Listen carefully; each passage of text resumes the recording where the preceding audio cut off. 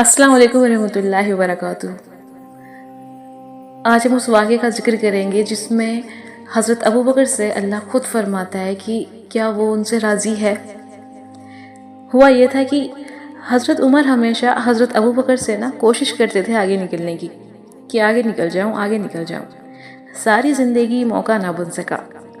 تبوک کا موقع آیا تو اللہ کے نبی صلی اللہ علیہ وسلم نے کہا مال خرچ کرو۔ تو عثمان رضی اللہ تعالیٰ عنہ 10,000 لشکر کا سارا سامان تیار کیا انہوں نے، ان کی سواریاں، ان کا راشن، ان کے لیے تھیلے، اور تھیلے کو بند کرنے کے لیے دھاگے تک اپنے گھر سے دیے، اور 300 دینار اوپر سے دیے۔ تو اللہ کے نبی کی جھولی میں وہ 300 دینار پڑے تھے، اور آپ ان دینار کو اٹھا کر یوں فرما رہے تھے کہ عثمان آج کے بعد کچھ بھی نہ کرے تو جنت واجب ہو گئی۔ عمر کہنے لگے آج میں ابو بکر کو کاٹ سکتا ہوں، آج میں آگے نکل سکتا ہوں، کیونکہ آج کل وہ غریب ہے، میں مالدار ہوں تو وہ تھوڑا لائے گا، میں زیادہ لاؤں گا تو میں بڑھ جاؤں گا۔ تو انہوں نے اپنے مال کا آدھا حصہ گھر میں رکھا اور آدھا لے کر آئے۔ ابو بکر نے جھاڑو پھیر دیا، جو کچھ تھا وہ سارا سمیٹ کر لے آئے۔ جب دونوں پراپرٹی سامنے رکھی گئیں تو حضرت عمر کی بہت زیادہ نظر آئی، ابو بکر کی بہت تھوڑی نظر آ رہی تھی۔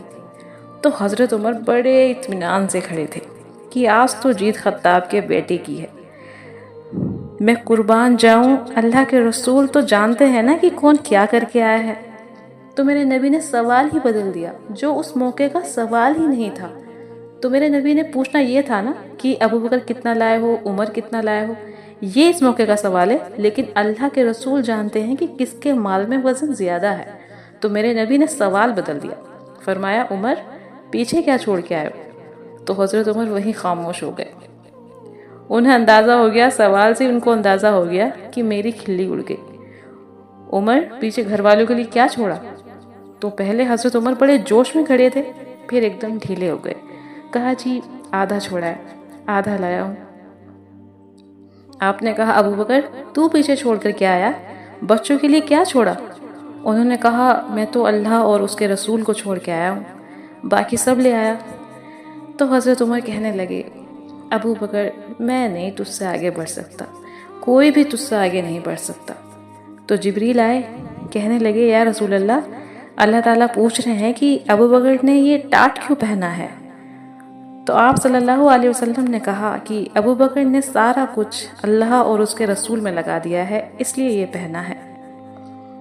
کہا یا رسول اللہ تعالیٰ فرما رہے ہیں کہ ابو بکر سے پوچھو مجھ سے راضی تو ہے، مجھ سے راضی تو ہے، اس فقر میں مجھ سے خوش تو ہے، راضی تو ہے؟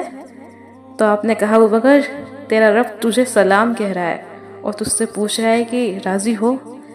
ابو بکر کی چیخیں نکل گئی کہ ہاں میں اپنے رب سے راضی ہوں، راضی ہوں۔